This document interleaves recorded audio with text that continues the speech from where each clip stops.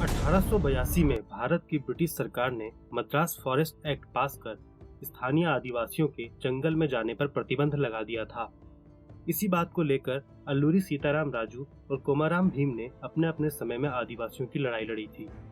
बाहुबली जैसी धमाकेदार फिल्म बनाने के बाद एस राजमौली भारत के सबसे लोकप्रिय डायरेक्टर में शामिल हो गए हैं।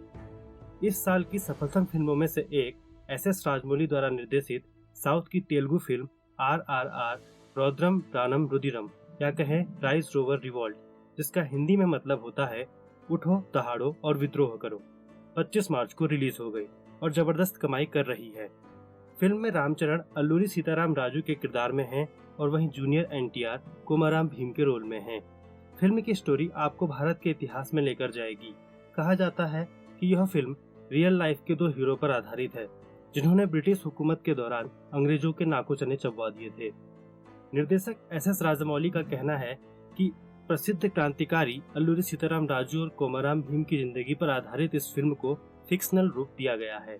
उनका कहना है कि इन क्रांतिकारियों के जीवन के बारे में बहुत अधिक ज्ञात नहीं है, लेकिन इस काल्पनिक कहानी के जरिए ये दिखाने का प्रयास किया गया है कि उनके जीवन में क्या हुआ था और अगर दोनों एक साथ मिल जाते तो क्या होता।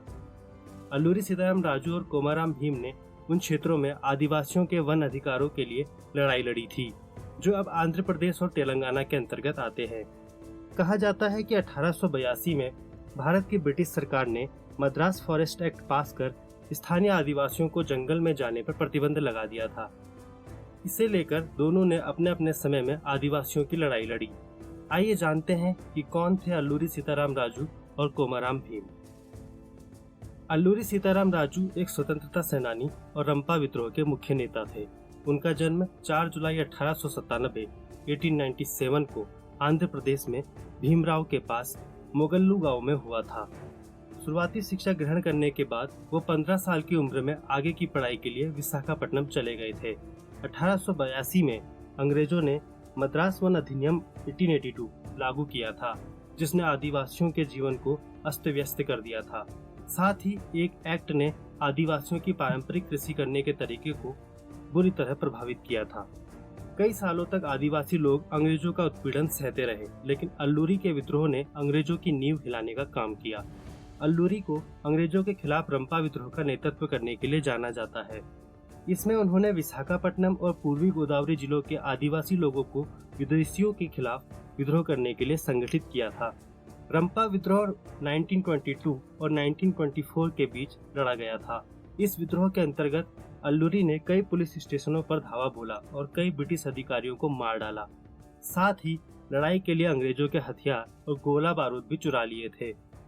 उन्हें स्थानीय समर्थन प्राप्त था और वह लंबे समय तक अंग्रेजों से बचते रहे थे। वहीं अंत में अंग्रेजों ने उन्हें पकड़ लिया था और 7 मई 1924 को पेड़ से बांधकर उनकी गोली मारकर हत्या कर दी थी। कोमाराम भीम।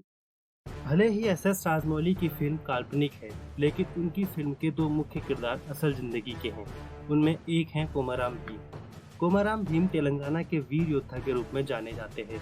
उनका जन्म 22 अक्टूबर 1901 को आदिलाबाद जिले के संकपल्ली गांव के एक गोंड आदिवासी जनजाति में हुआ था। उनके पिता का नाम कोमाराम चिन्नू और माता का नाम सोमबाई था। गरीब परिवार में जन्म लेने के कारण उन्हें शिक्षा ना मिल सकी और बाकी गोंड जनजाति के लोगों की तरह बाहरी दुनिया से दूर रहे। बचपन से उन्होंने जमींदार और व्यापारियों से अपने लोगों का शोषण होते देखा और साथ ही यह भी देखा कि जीने के लिए संघर्ष कितना जरूरी है।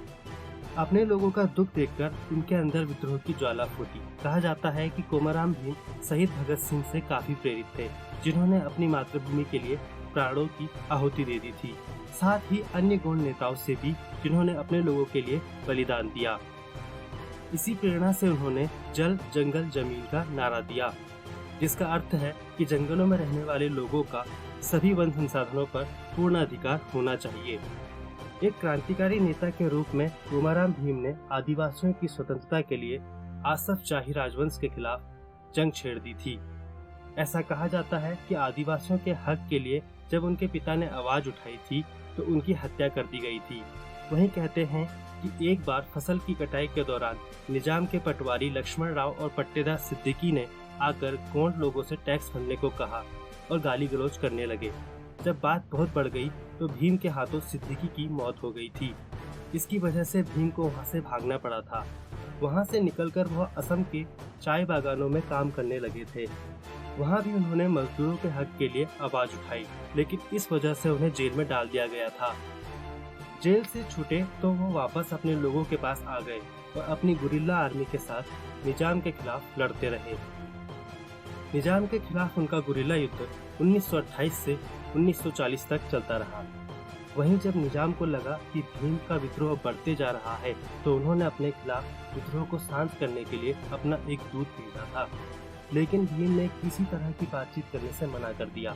इसके बाद निजाम ने अपने सैनिकों की टुकड़ी विद्रोहियों को मारने के लिए भेज दी। इस लड़ाई में कोमाराम भीम अपने साथियों के साथ शहीद हो गए।